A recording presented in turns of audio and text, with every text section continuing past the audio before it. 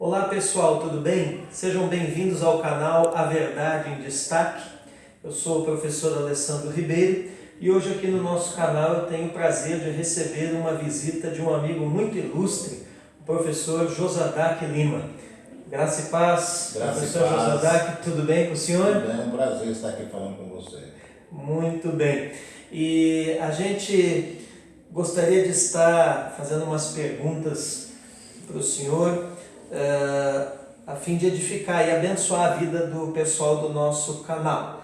Mas antes de mais nada, eu gostaria que o senhor se apresentasse, né? Falando um pouco de quem é Josadaque Lima, falando um pouco do seu ministério, do seu chamado no corpo de Cristo, dos projetos que o pastor Josadaque Lima tem desenvolvido. Muito bem.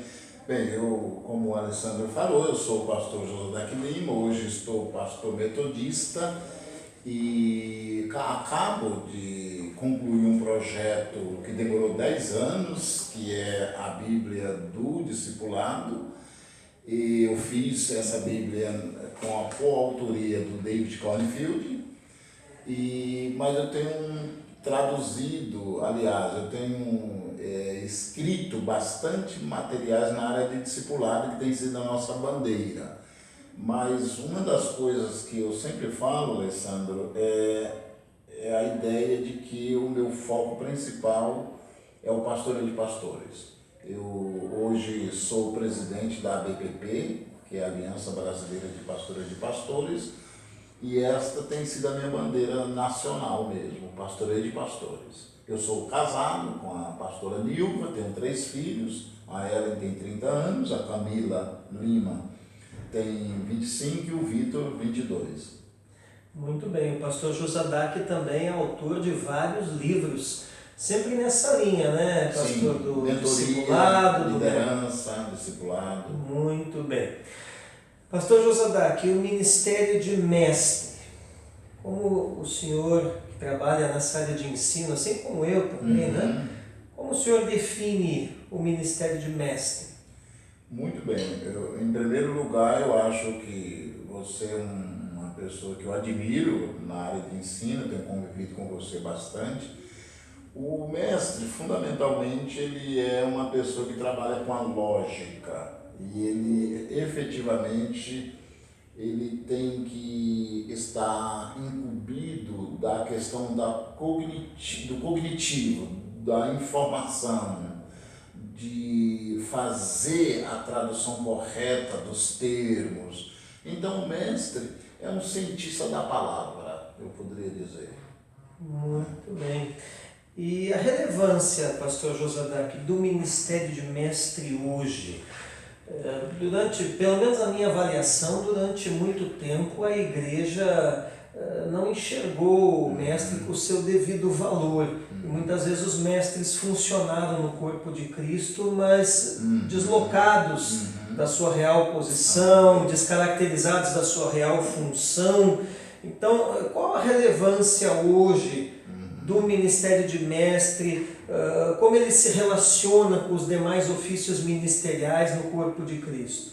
Essa pergunta tua é absolutamente oportuna e eu espero não confundir ninguém quando faço a minha ilustração. Eu acho que o mestre, não só no contexto religioso, da teologia, mas no contexto secular, ele desenvolve um papel semelhante ao do filósofo, o filósofo clássico. Por quê? O filósofo, se a gente selecionar 3 aqui, a gente vai falar de Sócrates, Platão e Aristóteles. O que eu quero dizer em relação a eles? É que eles viveram 300 anos antes de Cristo, mas eles ainda dão o tom de tudo que acontece no mundo.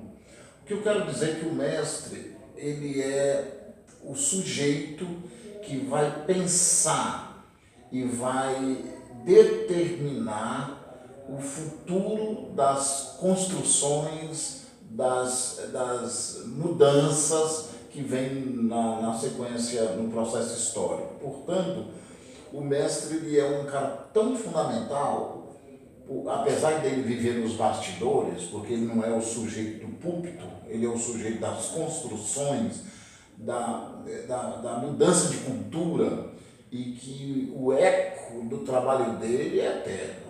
Ele é de uma relevância, eu não estou dizendo que ele tem que ter a primazia, eu só sei que ele é fundamental no processo de mudanças, especialmente no sentido de construção de cultura cristã, falando do mestre cristão. Fundamental, indispensável. Sim.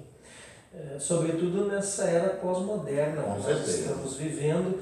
Até nós estávamos conversando antes aqui da entrevista, né, professor Josadak, sobre a questão da importância do resgate de uma cultura genuinamente cristã. Sim. Na nossa geração. Sim, como nunca na história da humanidade, na história da igreja, essa reformulação de uma cultura cristã nunca foi tão chave como agora. Por quê? Porque exatamente pela relativização, pelo humanismo, pelo naturalismo, e como essas ideologias tomaram conta do pensamento humano, agora é a hora onde a verdade do Evangelho e a cultura cristã seja restabelecida, como foi na época da Idade Média e também na época dos pais da igreja. Certo. Ainda com relação ao ministério de mestre, professor Josadak, com respeito, eu sei que o senhor é uma figura reconhecida dentro e fora do Brasil, o senhor poderia dizer alguma coisa para nós com relação a esse resgate da cultura cristã? Nós estamos aqui na região sul, né? Há uma diferença disso com relação a outras regiões do país? Como que está isso também fora, aí no exterior, por onde o senhor tem passado? Como a igreja tem visto isso? Se tem, de fato, compreendido a importância desse momento, desse resgate cultural ou não? Eu convivo mais no Brasil na região sul e sudeste. Então está muito avançado, existe um processo bem avançado nessa construção. Em relação ao Nordeste e Centro-Oeste, Norte, a minha percepção é muito pequena. Quanto ao exterior, eu tenho muita pouca informação, porque eu vou lá de maneira muito pontual e eu não tenho uma leitura correta. Se porventura o Brasil fosse a realidade do Sul e do Sudeste, eu estaria muito contente, porque há uma retomada. Só vou dar um exemplo. As igrejas locais estão preocupadas com isso. Como? Estão retomando a ideia do sermão expositivo na igreja, estão retomando a ideia da prática do discipulado apologético, que é o discipulado onde as pessoas são instruídas na palavra. Para mim, essas duas coisas são fundamentais. O sermão expositivo de domingo, que é a exposição da palavra como ela mesma, e a questão exatamente da questão do discipulado apologético, esse discipulado instrutivo. Tá? Estamos andando bem. Eu acho que tem muita gente falando disso. Então, em outras palavras, eu diria que as denominações também estão se movendo nessa direção. Então, eu estou muito contente, na realidade do Brasil, okay? Especialmente Sul e Sudeste. Certo. E nesse contexto entra também um trabalho que o senhor desenvolve muito bem, que são as imersões bíblicas. Sim. Inclusive tem vindo mensalmente aqui em Paranaguá, aqui no litoral do Paraná, e ministrado para nós, né? Hoje mesmo nós estamos gravando aqui, pessoal, ao término de uma imersão no livro de Neemias. Exatamente. Né? E o livro de Neemias, que tem 3 movimentos, né? Que é baseado na pessoa do Neemias.